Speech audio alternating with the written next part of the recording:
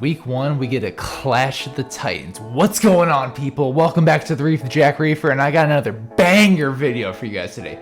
But first off, like, comment, subscribe. Let's be special, baby. Let's be special. So right off the bat, we have a huge matchup in the college football world.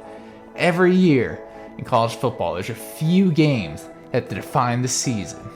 Ohio State, Oregon, Oklahoma State, Iowa State, Cincinnati, Notre Dame, and possibly the biggest one of them all this weekend, Clemson versus Georgia. Clemson University versus UGA, the Dogs.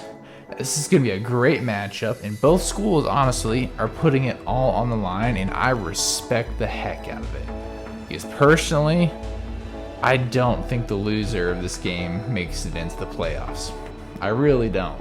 I could be wrong, but this is just early season prediction. The loser of this game does not make it into the playoffs. So both schools enter this game with, honestly, a lot of questions. Because it's the first game of the season. It's not like it's just the second game, first game you're playing some Division II school. Have a little tune-up. No, it's the big boys right off the bat, baby. Right off the bat. And so both schools are entering it with questions along the offensive line. Big one. Clemson's still trying to juggle around their starting five and figure out who the best fit, who the best five are going to be. And while Georgia has a more established offensive line, reports out of their camp are that the offensive line just hasn't been as physical and as imposing as they would have liked in fall camp. Meaning that the defensive line was winning more battles, which probably was the case with Clemson too. Because Georgia and Clemson both have NFL talent all along their defensive lines. Those are the strongest units from both programs, in my opinion. Quarterbacks are kind of unproven too, as this is DJ's first year starting for Clemson. Yes, I know we got a small sample size of DJ last year with the Notre Dame game and the Boston College game, but this is his first year of it just being him. There's no Trevor Lawrence to come back and save the day of the next game. It's all on DJ. And also DJ went to media day. I bet you he's seeing the Heisman odds, that he's pretty high in them.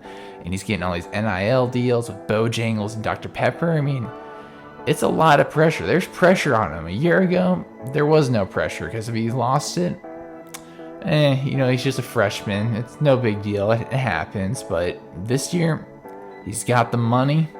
He's got the hype. It is his. Then with Georgia's side of the ball, you have JT Daniels, this is making his first year as starting quarterback for Georgia too. Technically, he came in as kind of a mid-season starter last year, but he was still kind of recovering from a knee injury. So for those of you who don't know JT Daniels, 5-star prospect out of Mater Dei, which happens to be the rival high school that DJ went to.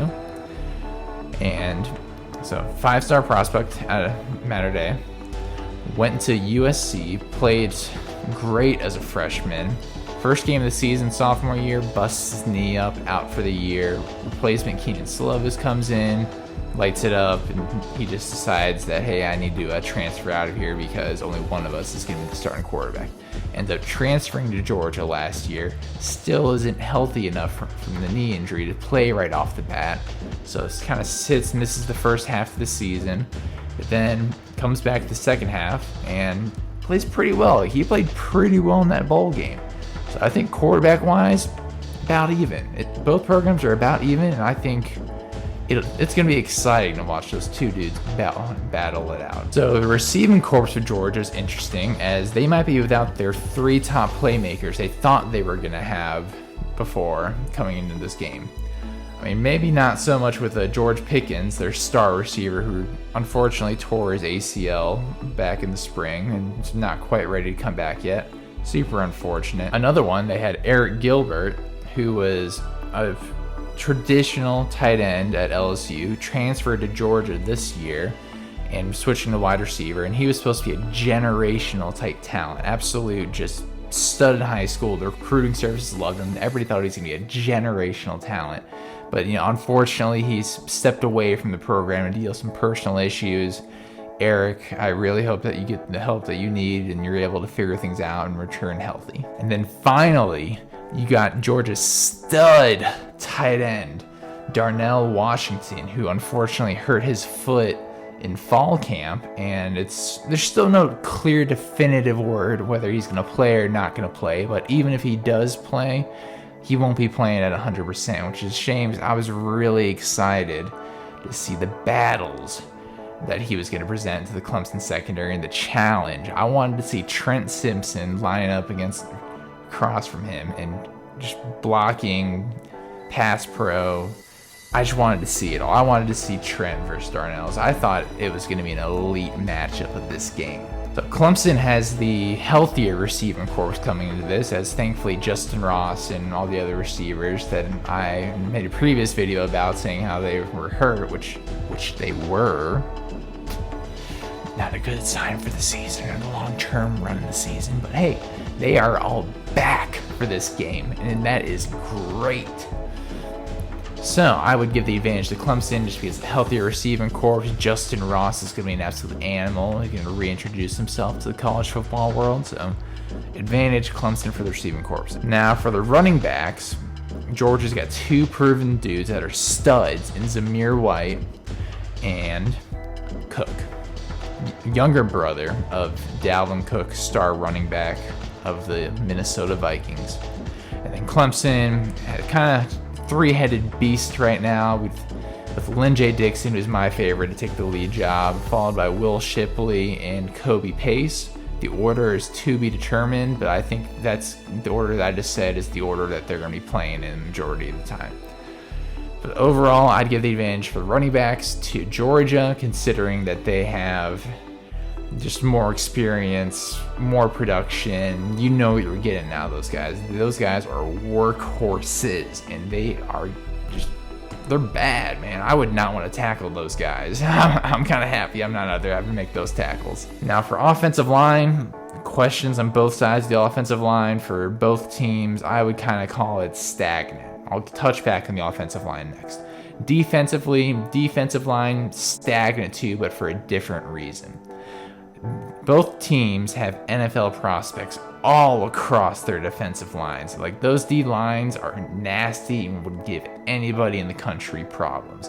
So I'd call it a stalemate with those defensive lines. Stalemate. Now, with the linebackers, Georgia has the better linebacking core, if you ask me. They just have more talented, higher ceiling guys up there. I mean, the only Clemson guy that has a shot at starting with Georgia's current linebackers they have there is Trent Simpson right now. That's realistically, if you look at the Clemson roster at linebacker, the only dude that has a shot at starting on this Georgia team right now is Trent Simpson. So obviously advantage for the linebackers in Georgia. Secondary-wise, though, I give the advantage to Clemson. So Clemson's got a stud cornerback in Andrew Booth Jr., some veteran safeties, and that second corner slot, they're still trying to figure that out, who it's going to be, but it's not too big of a question. Georgia, on the other hand, Georgia is replacing multiple guys that got drafted into the NFL draft, which is great for them. But so one of their starters, Darian Kendrick, used to play Clemson. For those of you that don't know, Darian Kendrick was a 3-year player at Clemson, 2-year starter at cornerback. And this offseason, he was dismissed from the team for reasons that I don't really know, but he was dismissed from the team and ended up going to Georgia. Yeah, right next door, Georgia. And it's good for him because he gets to start right away there. And there's a lot of questions in their secondary. They had one guy transfer from West Virginia, and he hurt his foot too, and he's not going to be out. He was supposed to be a starter for them, so they're going to be down one guy already.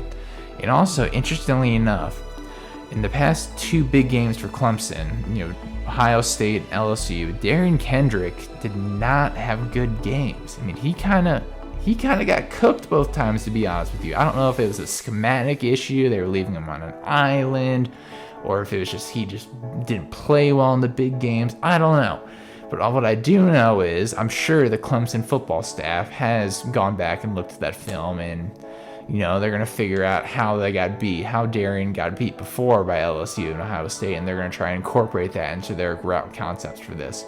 So I'd give the advantage of the secondary to Clemson. Special teams, kind of a toss-up, but I would probably give the special team advantage to Georgia just because they have more depth than Clemson does overall. I mean, Clemson's starters can go head-to-head with Georgia. It's going to be a great match. But in terms of the depth behind them, and those are the guys that, you know, you get running, punt, return, kick off down the field, make those tackles. Georgia may be a little deeper than Clemson is, unfortunately. So overall, I think this game is going to be decided in the trenches, though. It's going to be which offensive line can better handle the other team's star-studded, NFL-bound defensive lines. And whichever team can do that, that's going to determine the winner of this game. So it's a classic football game. It's going to be won in the trenches. So my final prediction for this game is Clemson 34, Georgia 27. Clemson wins by a touchdown. It's going to be a close game throughout, higher scoring than people think. I saw that the Vegas had it at about 52 points. That's about what the combined point total is for according to the Vegas sporting books. I would have the combined point total at 61. So about 10 points higher than Vegas thinks it's going to be.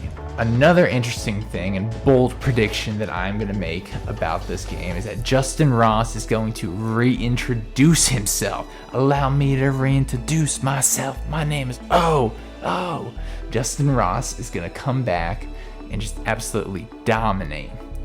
He's going to come back, 6 receptions, 145 yards, 2 touchdowns, and he's going to let the college football world know that, hey, I'm still the same dude, the same stud I was before my neck surgery. That's what I got for today, guys. I am pumped for this Georgia game, pumped to see Clemson play Georgia. And as always, have a great day. Tell somebody you love them. Deuces.